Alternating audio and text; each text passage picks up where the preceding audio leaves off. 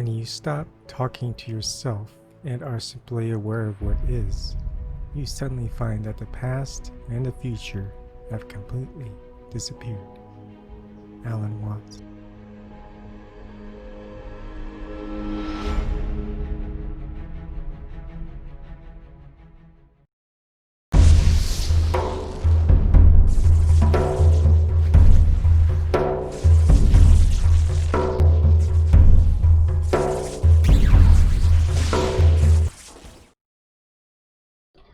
Good evening, everyone. Sorry, it's been a while. I meant to actually air this on August 12th, but I never really got a chance. So I'm going to do it now. So enjoy. You'll see more videos of me later this week.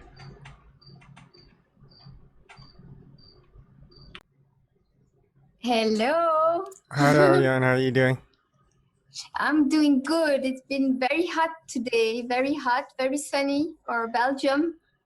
Even at What night? Now it's like 8 o'clock in the evening and it's still hot, yeah. Okay. Is that usual for this time of year? Or It's usual, but from what I remember, it was a little bit less hot and a little bit less long. We would have, yeah, it's been warming up a little bit, which is not bad, right?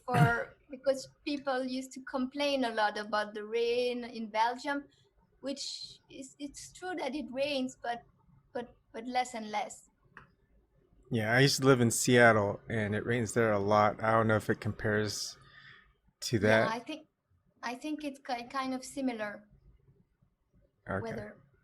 I know this is recorded and not live, but when I do go live, I would like people to know who you are and what you're starting to do, or what you've started to do, and what you're continuing to do. Because I found you on your website mentioning controlled opposition and psyops, and probably the best phrase I've seen in a while is just, in order to really know whether you're engaging in that, is that it siphons your time, your energy, and your time and your money as a possibility of and that's one of the indicators. And I was thinking when I contacted you that we can maybe help people to maybe see if they're engaged in a controlled opposition psyop type of thing,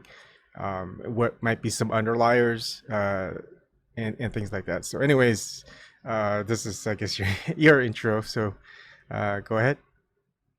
Yeah, well, for an introduction, a brief introduction, I started my website three years ago. I think I've been writing as a journalist for I think more than 10 years now, but I could never really approach subjects that were dear to me, and also they were topics that were dear to me, but I was not able to put into words. So there was a gap between the moment where I was experiencing things and then when I was able to write about it, sometimes 6 months or 1 year.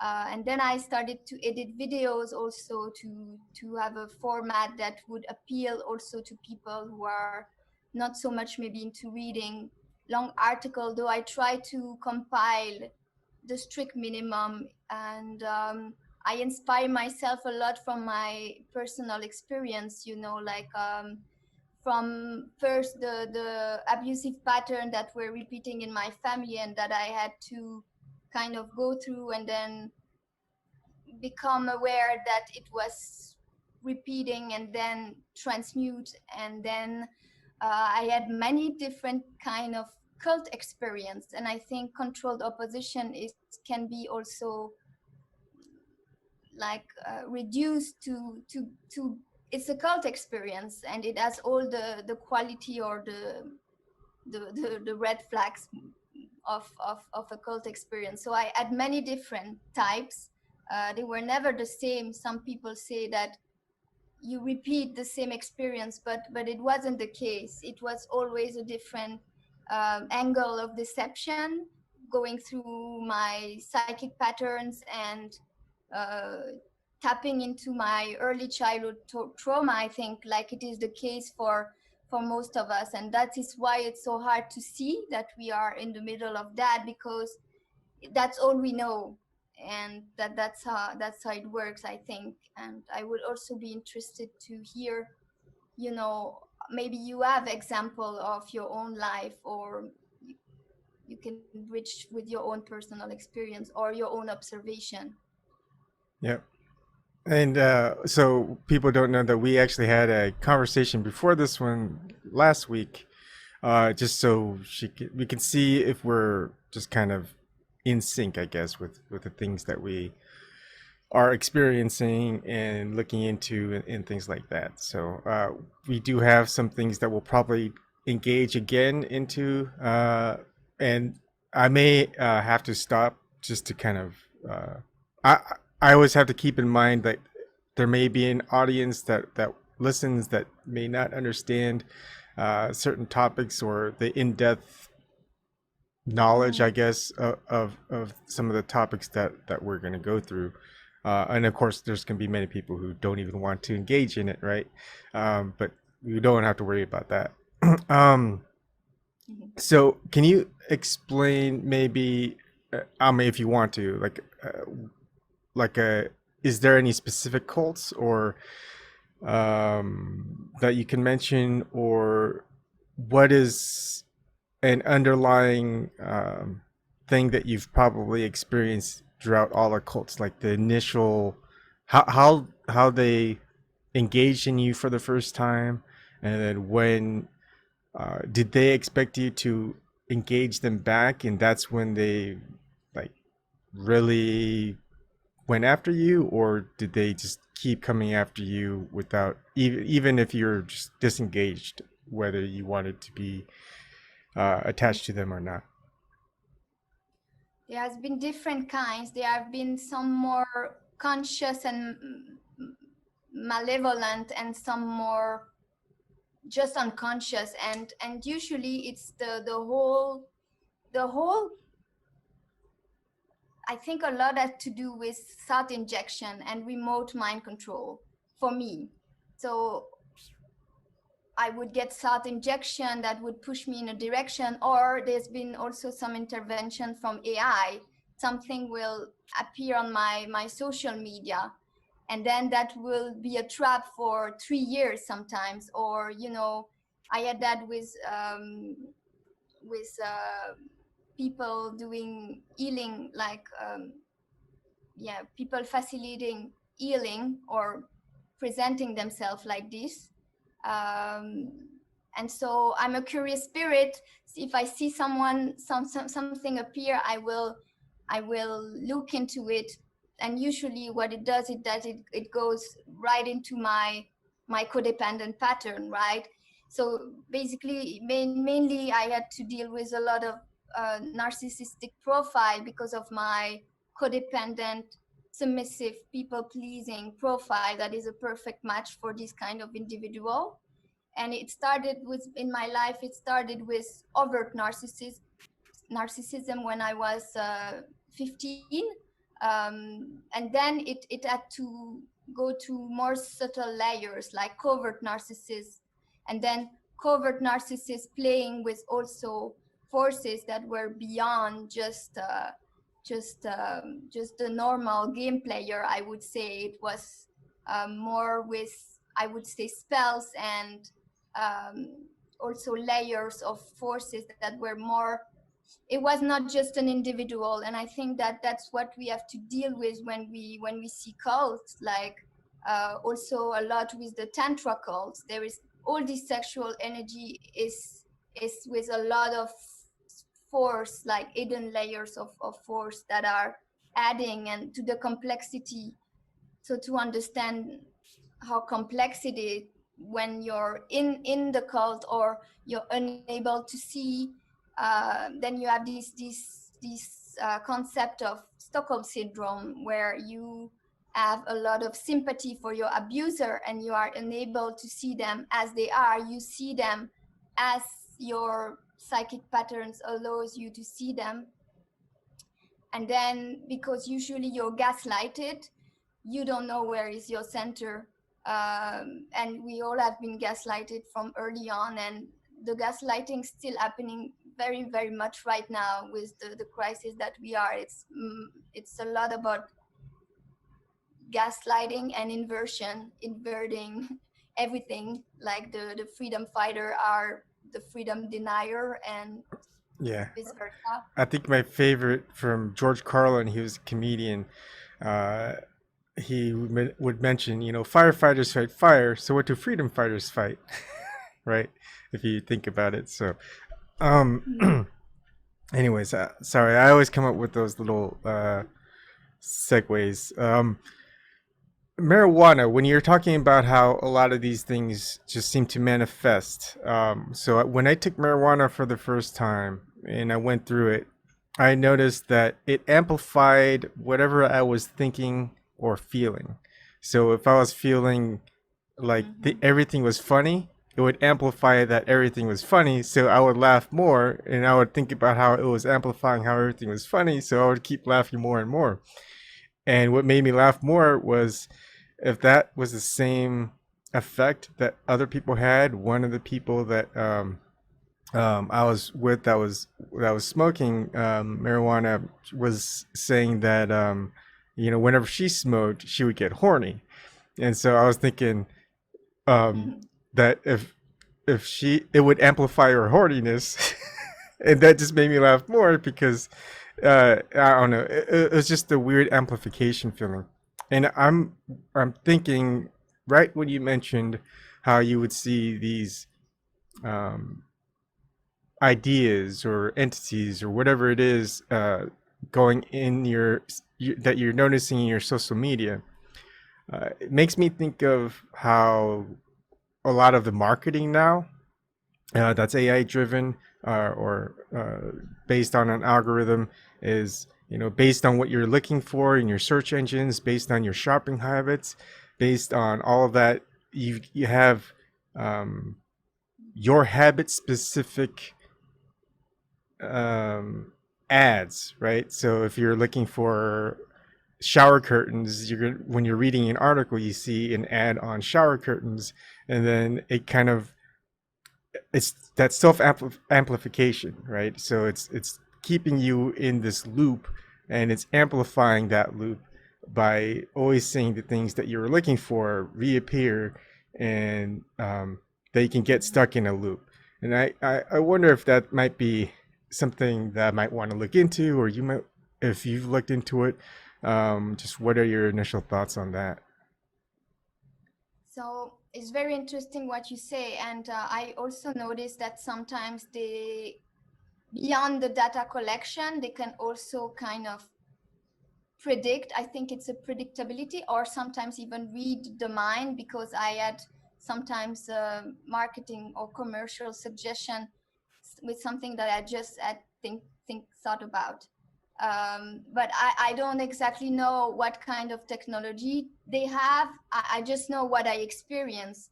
And it's the same for thought injection. I don't exactly know how they do it, but I have noticed that it's hard also to tell the difference between what is my original thought and what is thought injection. And usually I'm learning to give it time and not to act impulsively on an idea, and to see, is it my idea, is it stay with me, because sometimes it kind of evaporate quickly.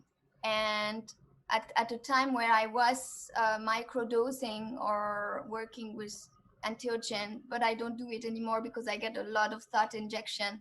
But I during this journey, I had a lot of seeds put in my consciousness, and then 6 months later, I could see that, wow, it was artificially led, and it was not coming from the divine guidance that some people might think they receive, because they have technology that are hijacking or all of our spaces. I don't exactly know how it works, but I know I'm experiencing it, and it's remote. I also get remote targeting sometimes. You know, I'm just in my kitchen, and sometimes I hear a beep in my ear, and 5 seconds later or 5 minutes later, I don't remember, but my sugar, my blood sugar drops, or I feel weak, or I get anxious for no reason, you know, these kind of thing. I don't know if it's something that you also experienced. Yeah, I do. It's funny because the scientific term would just be, oh, you're just taking something and it's affecting your levels of something or another.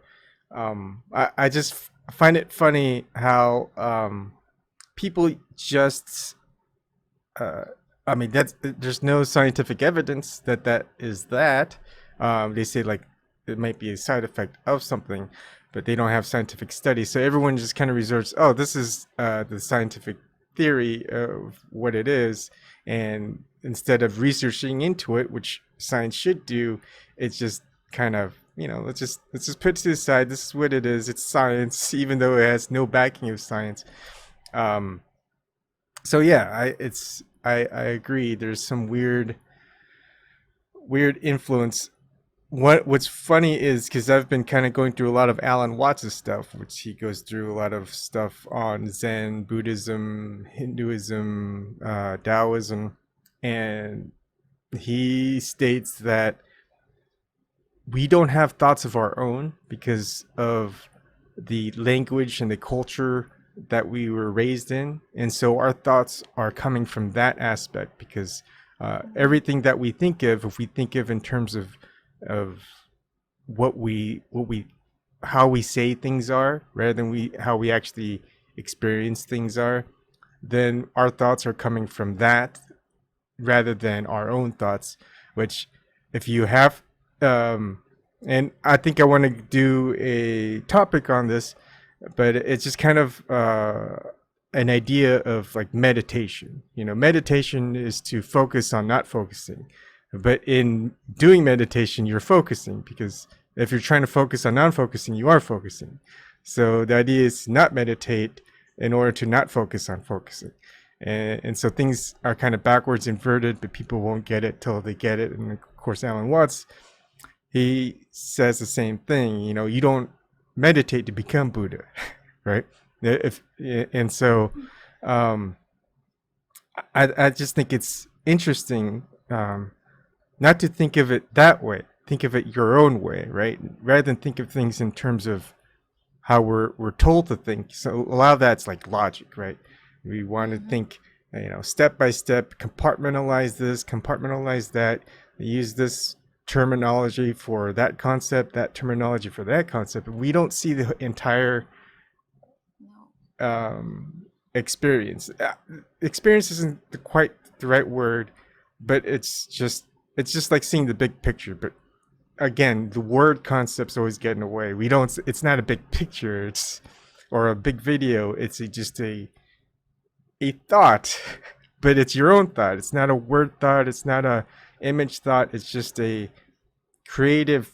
I think that's what it is. It's a creative thought, because I think when you listen to a lot of people talking about a lot of mind parasites, mind entities, archons, and Nephilim, all these types of things,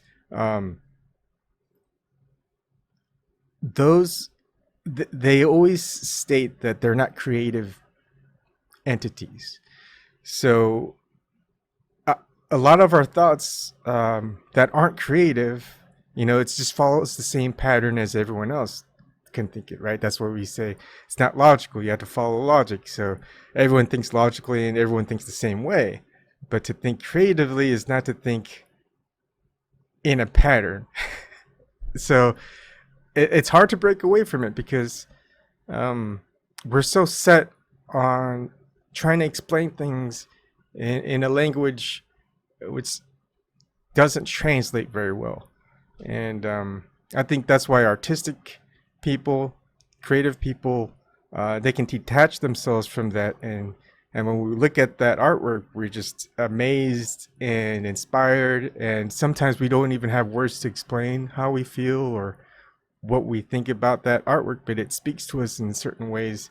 And I think a lot of things that we've lost is just that. It's just translating in our own individual way. Instead, we always try to translate it into a way that can be explained for everyone. And I think that detracts from it. I don't know what you think about that.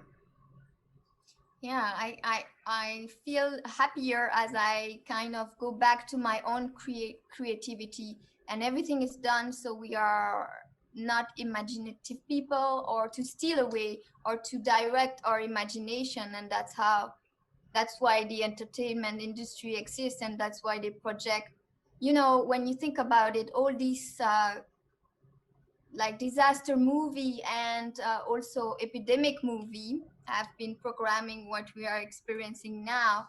And I also find it difficult to break free from the programming. And I mean, it's so intricate, and it began from so early on. We were I don't remember my youngest year, so it's mainly on the unconscious. So we have to work with reality to become aware of it. And by observing, now that we understood how to observe patterns and repetition and coding, to work with that. But yeah, the way I also find it really interesting and sad sometimes to know how predictable we are, even when we are working on being the most conscious that we can. And that's why they are trying to do with all their data collection, is to make just have us completely predictable. But I think for the one who are really doing the work, there is a part of us that is unpredictable. And for the ones who are aligning with integrity, that is some concept that I think AI has trouble to deal with, and doesn't understand all these hard logic and integrity and ethics and moral, something that is really human, and not machinery. Yeah. That reminds me again. So in our previous conversation, I was mentioning it's kind of the same circle of amplification. How we had a trash and recycle service that we were doing every other week, and they raised the prices on us. And so my wife was going, why don't we just drop that? Because, well, there's a place I can recycle paper for free, so if we ever need recycled plastic, we can recycle it somewhere else, or something. And if we want to take out trash, well, we'll just go to the transfer station, pay whatever it is. I think it's $10, but that's still going to be a lot cheaper than paying for a service. And I realized that we don't have as much trash and we don't have as much recycle, because the thing is, when you're paying for a service, if you're not using that service, so if we don't have enough trash or a lot of recycle, we feel like we're wasting money, right, on a service that we don't need. Right? So we end up consuming more things. We end up having more trash. We end up having more recycle, and we feel a little bit better about having that service because we feel like it's not a waste. But that's the thing; it's all about consuming and creating waste, and feeling as though we need a service that we actually don't need. And that also reminds me of the services of, say, uh, Netflix or Amazon, right? We pay a monthly service, or Hulu, whatever it is, like $9.99 a month or whatever, and we feel like, well, it's a waste if we don't watch it. The thing is, if you're not watching it, you didn't need it. So people with $9.99, they feel like they need to keep watching, keep consuming, when even if there's nothing to watch, because all of the shows that they liked, or that they're looking forward to watching, they've watched. Instead, there's a whole bunch of things that they don't really care to watch, so they stop watching. But then they go, well, I don't want to waste money. on a service that I no longer use, but I might use it. So I'll just watch as much stuff as I can. Otherwise, I feel like I'm wasting money instead of just canceling or suspending it. What's great is those services you can cancel or suspend it and not have to pay that monthly fee. And then when something comes up, you can start paying again. But people don't use that because either it's too much work, even though it's just go onto a site and clicking a button.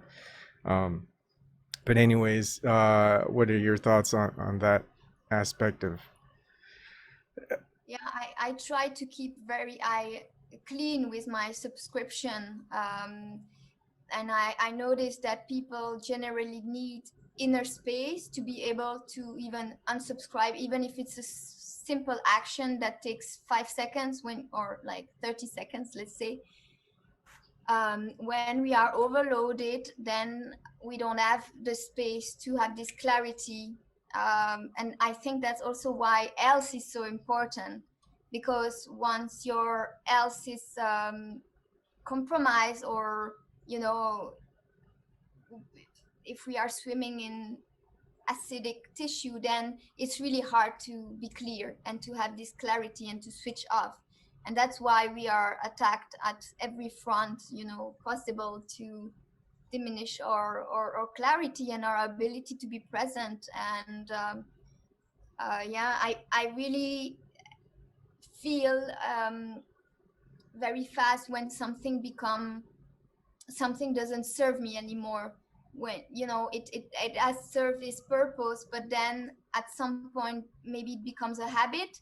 And this is also valid for group mentality, or if we have a routine with some friends, and we need to rethink it every now and then so it doesn't get stuck and it's not just a routine, because then we get into this hive mind, and maybe our evolution is the rhythm is slower than we would be if we were clear, if we were free, if we were able or clear enough to decide at every moment. So even with my friends, um, sometimes we are discussing again, to see what's the utility, does it still serve us now, and what would be an adjustment to make. So if we feel we get stuck somewhere, and being able to discuss that with the entourage and friend is really of high value, because not everyone will be willing to discuss these habits, because habits and routine can also make us feel more comfortable or falsely safe. Yeah, just the level of comfort people have. I always said, um, try leaving that space, your comfort zone, and that's when you'll actually experience change and change things around you. Um, Mm-hmm. George Carlin, the comedian I mentioned earlier, he also said when he kind of changed his comedic stance, what he wanted to do was take people over a line, right? That line is their comfort level of what he's discussing. Uh, Take them across that line, past their comfort level, you know, and and and just bring everyone back to a comfort level. I mess up his saying. I may have to quote it before, but it's a very great saying, because he wants to get people out of their comfort level, but he can't force them to get out of their comfort level. They kind of have to want to uh, go past their comfort level. But um, rather than forcing, it's just kind of coaxing. It's like, you really want to listen to this because it's funny, and then they'll go, okay, yeah, it is kind of funny, so I'll listen to a little bit more. And then he keeps going, and you listen to a bit more. So it's like everyone's taking that closer step out of that comfort level, and then they realize, oh, this isn't that uncomfortable. They've gotten used to it. It's just like when you have a kid, that's trying to get a little bit deeper into the deeper part of the pool. They take if you went from like 2 feet of water to 4 feet of water, they're just gonna be crazy. Like, no, I can't do this.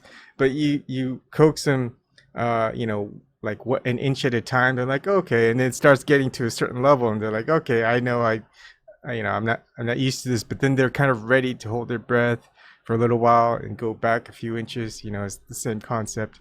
It's the same concept as if you're boiling crabs or lobsters, right? You put them in boiling water, they're just gonna freak out and jump. But if you, or the idea is a frog, and they'll just jump out of the water. But if you slowly warm up the water as it boils, they won't notice it, and they'll just become boiled. Be compliant, right? And I think that analogy is perfect for what we are experiencing right now. The implementing things like one after the other, and then when the majority has adjusted to, they implement something else, and so we don't realize how our reality is affected and how everything is changing, and a lot is accepted. This is the principle of the boiling frog. But it works both ways. We can get people to get out of that, but we had to do it slowly. And it's just like they have it, these systems of control, I call them, and they always have something ready. You know, it's called the new normal. You hear it all the time from mainstream media. The new normal. You know, this wasn't this before, but because of this happening, now this is the new normal. And I think that's just like if we're gonna write down just guidelines or steps to notice controlled opposition psyops, how you're being controlled, that would be one of them. Is just it's just a new pattern of behavior that becomes acceptable because of some worldwide type of event, and that's why I feel that the whole COVID-19 pandemic, I call it a plandemic, because I've done some research into it. And if you do, and I'm going to do a video on it, is if you do a list, like a top 10 deadliest diseases, and there's mainstream articles written up on it a lot. And now, is that based on like mortality rate, like how many people have it die? Or is it based on how many people end up dying in total, either in general, all the time, or just a yearly thing? Or whether it's once you get it, you know, how long does it take before you might die? Like rabies might take a long time once you actually have it, or not a long time to die, and like that mortality rate's 100%, but not many people have it. There's the bubonic plague, the Black Death, which killed probably, they say 50 million people out of 500 million people that lived in Europe at that time, which is, you know, 10% of the population. And then there's the Spanish 1918 flu, the Spanish flu. They say it killed off basically almost 30% of the world's population. And it's like, we don't really, it's not like a huge topic in school and academia or anything, but that should be a huge event. That should affect so many things. And of course, afterwards, there was no new normal. It's not like everyone wore masks, everyone had to stay 6 feet away from each other, etc. Except the thing about that is that was that was bacteria driven, so that was a bacterial disease and not a viral disease. And you can't have vaccinations with bacterial diseases, communicable diseases. They have that only for vaccines. So I don't think we're ever going to have a like a COVID-19 level thing that happens with bacterial or parasitic type of infections. Anyways, when you get down to it, COVID-19 is very far down the list of deadly diseases, because as far as total people that die, there's not much. As far as mortality, like time to die is, they say it's around 18 and a half days. The mortality rate, they say, if you actually do the calculation based on Johns Hopkins University, and there's really weird data onto it, because I think it's like around 27% is the mortality rate. But the highest, if they also sort it by country. So the highest country I think is Yemen with 20, maybe 29% of mortality rate, but it's such a small sample size. But if you get the three biggest sample sizes, where it's almost 10 million people, which is the U.S., I think it's Brazil, and some other country, um, the mortality rate averages around 3.2%, which is very low, and that's based on a large subset of data. And so, 27% is a huge difference than just 3.2% mortality rate. So, you would think more people would focus on the actual data collection and the actual percentage rate and how to break it down, and then compare it to other things. And some of the things that I compare it to is just like the top 10 worldwide population, what causes leading causes of death, and that's like heart attacks and strokes is number one by a huge margin. I think it's something like 15 and a half or 16 million people a year die, and only the COVID-19, only 750 or something thousand people died. So, we should be all up in a panic about heart diseases and strokes, or, there's even diabetes or dementia causes more death per year. Even just normal lower respiratory failure is around 3 million deaths, at least back in 2016. It's hard to get some of the newer data. So to stress all over and make so many drastic changes in everyone's day-to-day lives to having what they want as a new normal is they don't want to look into the data and work, even using the logic that's given to us. They won't even use that.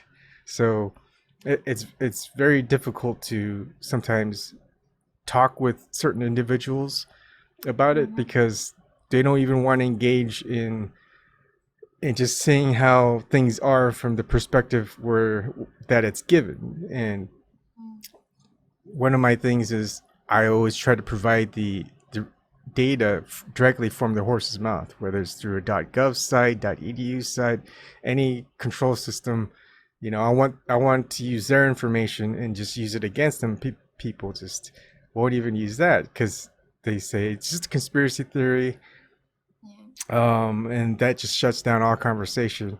And then you tell them, well, where the conspiracy theory terminology came from, and it's even admitted by CIA, ex-CIA agents, and they still won't believe it. So a lot of it's just, put the information out there. Someone might listen. Someone might think about it. It's almost like, again, using their own powers, is thought injecting to everyone else to eventually free themselves of thought injection, which is ironic. Yeah, what you say is really interesting. And once again, we come back to these like emotional mechanism then that are working with any controlled opposition or cult experience, and you have to face the cognitive dissonance.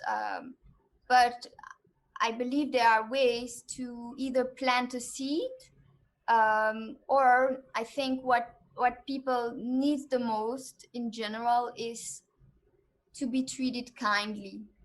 And that will already affect their reality, because usually everyone is so used to abuse that and some people, you feel you cannot intervene into their conception of reality, because they're so far into the layers of abuse, and they work for, like, they will be fooled by every spell. But I believe that it seems like small steps sometimes, but it's huge, because I think we have to take people by the corner that is open, and with some people there is no corner open, or even some people, they try to be authoritarian, or they try to abuse power that they don't have and make you believe by intimidating you that they have this power. And the more you can laugh about it and be like, you have no power, dude, and walk away without being affected, you know, by believing anything that they try to imprint on your reality, I feel the stronger you are. And I'm managing to do that more and more. So I'm managing to navigate this crisis with more ease that at the beginning, where I think we had to go through a period of grief, that some people are still into that period of grief, like longing for the old reality. But for me, I have switched quite a while ago by, you know, learning to navigate, learning to play, learning to learn new thing. And especially what is empowering me a lot is to completely deny their reality, and by staying really connected to my reality and giving this reality authority. That's how I'm navigating it. And usually when I do that, I have wonderful results, and it feels like an opening instead of a restriction, like it can be. And some place, like, yeah, you can feel the door is way closed and people have lost their mind and are not acting in a human way. Their narcissistic patterns are coming, and they're feeding, they feel helpless, and so they feeding from the little power they are trying to have, but they don't really have it. So I think all of that's coming into game, and what really matter is that emotional maturity. Um, that's what we need the most, and people looking at their trauma and what they are in denial about. Um, and but you cannot open a door if the person doesn't want to answer. So only the ones who are ready and who are doing the work, um, I think we can only associate with these people. And now, I mean, everybody had their chance to open their eyes to any degree that they wanted. And if they didn't, that's because on some level they made this choice of refusal and denial, and they will pay the consequence also. I think what excites me um, is we can all imagine, based on what we've seen in movies and read in books, and just kind of see where the storyline's going, even with news in the mainstream, is we see a lot of this progression is going into very dark aspect of what we would term as the future human society. You know, that's very controlling, very 1984 or very um, Brave New World like. Um, but the thing is, there's always some opposition, some that don't conform to that aspect. You know, whether it's you, me, a lot of others who are just, you know, seemingly. I hate using the term "waking up," and I understand it now why it's such a hated term. But what lies when we finally see through the entire illusion? You know, in Tao, uh, it's, you know, it's Maya. It's a it, it's kind of like a veil of illusion, and when it's just that's what a lot of people kind of expect from what they might term enlightenment. And but how do people know what enlightenment is, except what they've been told, and what they've been told isn't enlightenment? They kind of have to use their imagination. It's so another segment that I'm doing is about meditation, enlightenment, and prophets. The irony of all of that, because um, prophets, what a prophet means is someone who understands the will of God. And so there's a term in a lot of Christian and let's just say Abrahamic religions that false prophets are people who teach the false, or people just pretend that they know the will of God. But the thing is, how does anyone dictate what the will of God is, whatever, if it's a specific God or whatnot, unless they're a prophet themselves. So if they are a prophet themselves, they're a prophet, and therefore, how can anyone know if they're a real prophet or a false prophet without being a prophet themselves as well? So, no one can know the will of God except for prophets. And it would take a prophet to know a prophet, or take a prophet to know who a false prophet is. But no, again, it's that full circle of logic that just always ends in falsity. Is, you can't call someone a prophet or a false prophet unless you are a prophet yourself. You could call a prophet a false prophet if you're a false prophet, but it's not true. But people will believe whatever it is, and they don't even just think of that aspect of that circular illogic, I guess you could say. So there's just so many ironic things that people don't even take the time to think of. It's just kind of like, I think that's why all these corporations, they love that first free month of a subscription is free, because they know they're going to be too lazy to turn off that subscription at the end of the first month. I just think it's kind of hilarious how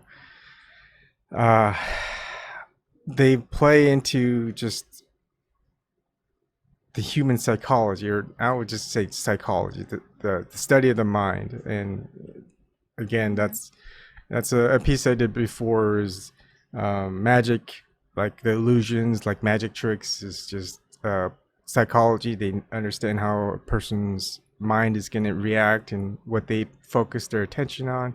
A lot of people focus attention on the words and not necessarily the trick that they're doing.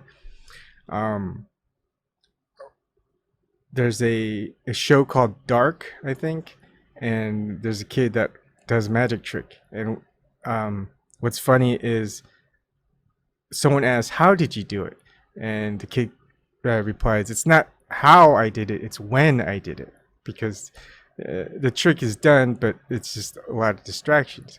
And then there's magic with a K, which is a lot of cult practices, a lot of spells, things where they use an entity or something's abilities in order to manifest something that they think will occur, or maybe it does occur, but it's really based on manipulating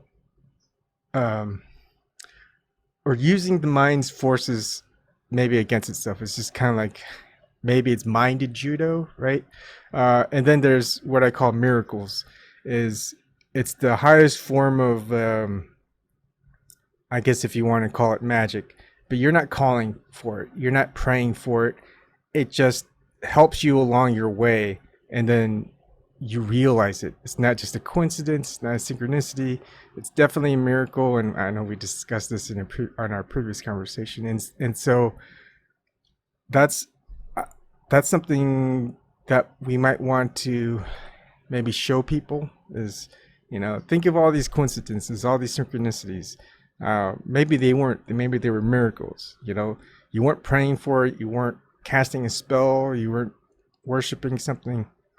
It was just there for you. The idea of the guardian angel and something like that. And even though all of that's attributed to religion, I think it's just more spiritual. It's just something you can take for granted. It's just gonna be there for you, I guess. But then I think there are certain moments where you could turn that connection off, and I think that's what a lot of these practices, all these ceremonies, all these things that we like, anniversaries, things that repeat themselves, all these repeatable patterns, is to get you closed off from that connection. And this is just a feeling. It's not like a creative logical thought, and it's difficult to express in words, because I don't think there's supposed to be, because if the whole idea is to cut you off from that connection, they don't want you to explain what that connection is or how to cut it off.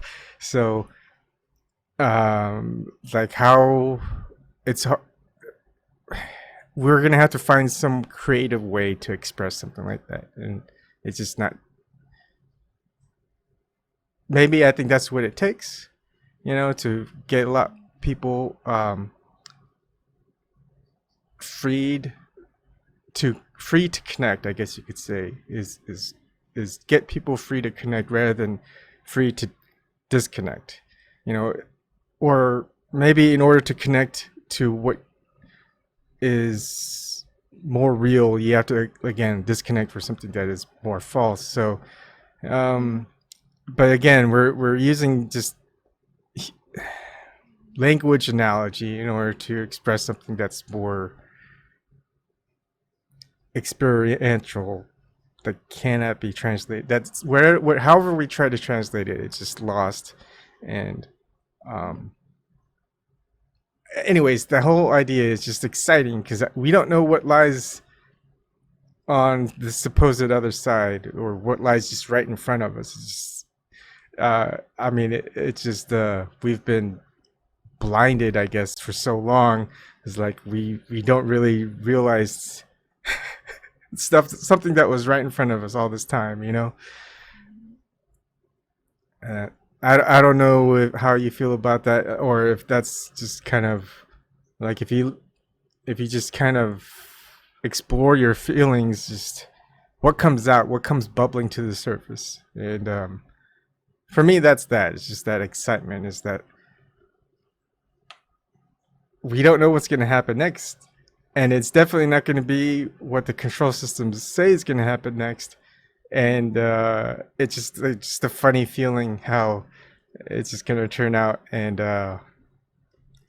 for me, it's just all I can do is just laugh. I think this like this emotional or the feeling state that you have, like for me, like marijuana, maybe that's what occurs. It's just that amplified feeling.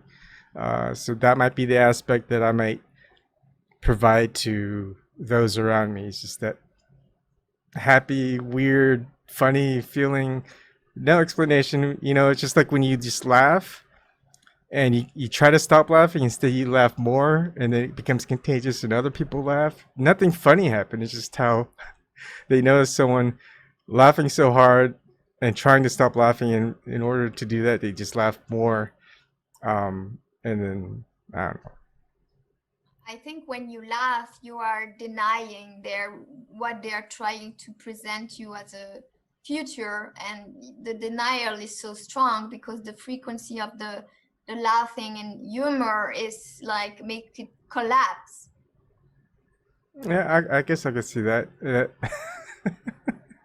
I've been feeling much more joyful and I laugh every time I'm in the car when I see a masked person. There was layers because at the beginning, the first time I saw all the measure implemented, I laughed. It was my spiritual immune response, I would say, like it's yours probably. But then at some point, because of the repetition, it kind of got to me, and I lost my humor for a while, but then it came back really, and now it's really back, and I also feel very enthusiastic. I feel like this time is inviting us to speed up. So it's like many veils have been lifting for me the last few months.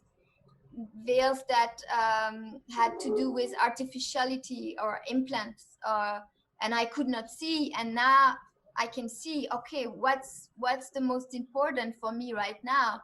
Well, it's about learning, many things from nature and how nature can be nurturing, learning about edible plants, learning how to build a house, learning all these very basic but important thing that you won't need to rely on the government and what they have to offer. And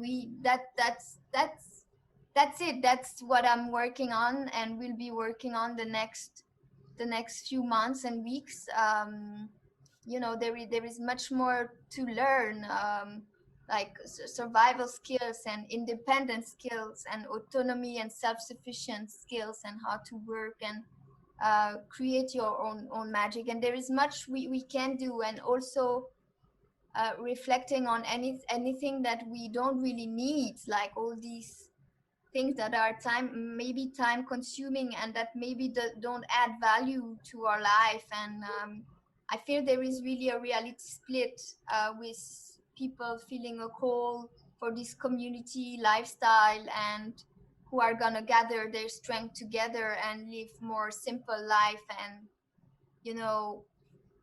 create an alternative reality to the one that is presented as door number one, and that it's not really interesting. So, and then that they're gonna be the people who will sign for the proposition, and sadly this is their choice.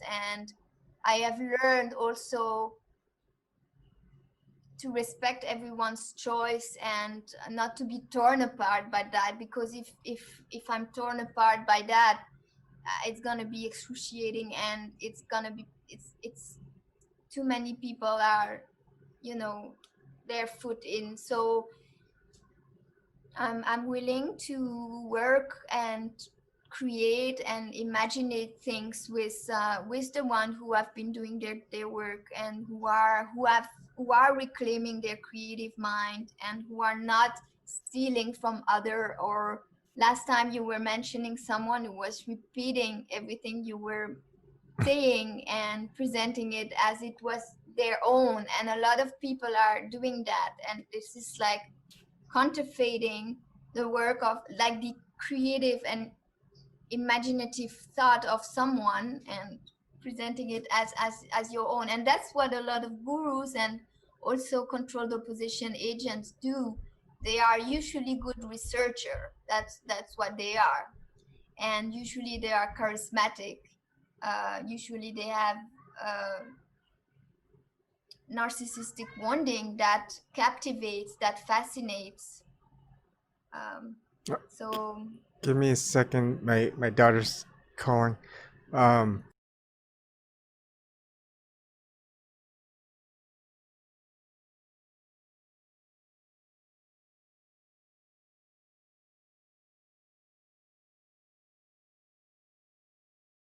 Maybe it might be time to cut this one short.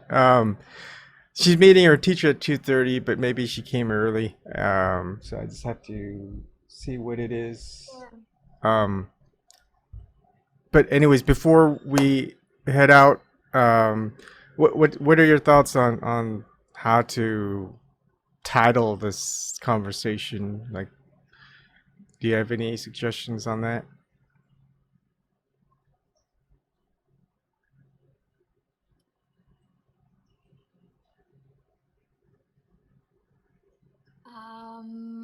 I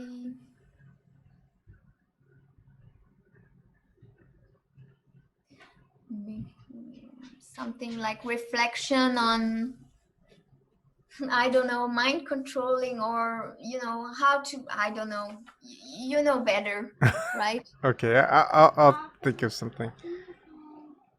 It can. Okay, sorry. My daughter got a new pad from my brother for her birthday. So you remember, press that button and keep going back if you need to. Sorry. Um, Also, one thing I want to clear up, I guess, because you mentioned that person. So people who don't know, there's one of my previous jobs, ways back. So I was a quality assurance engineer at that time, the lead, and also another person was just the lead developer, and we would explain what's going on when an emergency arises to a lot of the upper management who weren't very well versed in the software side of things. And so this other person would just repeat it right after what we just said. And it's like, it was annoying. I'm not sure if anyone else kind of understood that he was just repeating the same thing that me and the other guy said, so he just seems more intelligent. And every time I would just go, yeah, that's exactly what we just said. Why are you repeating things? But anyways, he ended up becoming upper management eventually. Um, and then I think they realized he wasn't really smart. He's just repeating what we were saying, which is actually in some ways smart because he wasn't just smart in the discipline. He was smart in manipulating those around him. You know, just psychologically smart, I guess. Um, Hmm. and And so also, I think, I think that's what AI do also. It does, it learn from us and it upgrade from us. And so we have to upgrade from our upgrading if we want to keep up because of all of that. yeah, but it's great. It's I sometimes think that's why they keep allowing us to to talk about certain things. Like for me, I feel as though they do take down a lot some of my videos, but it's still going to be up elsewhere. But they don't totally shut me down or take me away in a loony bin or whatever or prison because they're interested in what I can bring forth that they can examine. Um, and I do it freely. It's I don't expect anything of it. And if they glean something from it rather than other people, other humans or whatnot, um, the thing is, the ayahuasca experience is even the darkest individual, I guess you can say, entity, is eventually going to end up, you could say, enlightened. You know, it's that's why um, I always say first in, last out. You know, I someone opens the door, lets everyone through, then they're the last one out, and they close it. Um, I feel like that's my role. My wife, you know, likes to do things in what most people have for like expiration. You know, when they want to first in, first out. So the first loaf of bread that you buy, use that up first, rather than using the second loaf of bread that you bought that was after. Use that all up, then the first one. For her, it's just keeping that freshness. Um, but everyone has their own different opinions. Some people like to wait till everyone else has gone so they can see that, hey, it's safe. You know, maybe they're calculating. They go, well, 70 people out of 75 people made it through, so I've got a good chance of making it myself. You know, that type of idea. And anyways, I feel like this time I spoke way too much, which I'm sorry for. Is there something like that you would like to say just in general for everything we've gone through and wrap it up from there? And how can they people reach you, your website? I'll probably put it in the description box, but certain videos that you like to share that people can watch and things like that. Well, you were mentioning synchronicities, and we had a talk about this last time. And there is one video that I really like by Tom Montauk that he did on synchronicities and how to differentiate what is happening to you, because there are different things. Sometimes it's as you were like the one you were mentioning was more like a what I would call like a celestial intervention, right? And I also have experienced that. But last time we also mentioned that I had experienced a lot of fake synchronicities, and only with time, like looking back 1 year after, I could see how it was engineered. And you were also mentioning the Spanish flu, which I think were also engineered just as the crisis is engineered now. And they were also, I think, from pictures that I've seen, they were also asked to be masked. So they are just serving us the same scenario that has been working. They're changing a few lines, but basically what they are using is emotional um, unarrested development in people, and they are counting on the fact that people will project their shame, guilt other people, police other people, denounce, all these dark aspects of the self that really needs to be addressed. And these are the people, if people are doing that, these are not the people you want to evolve with. These are not the people you want to build project with. And it happens a lot, to come back to control the position. It happens a lot, and people don't realize they are gaslighted and they are in the hand of an abuser. So I would really encourage people to look at their emotion and to trust more when they are experiencing something disagreeable, or when they feel something isn't right. But well, usually it's that something isn't right, and the new age has led us to believe that no, it's our shadow, but it's all also a mind trap. So to keep people entrapped.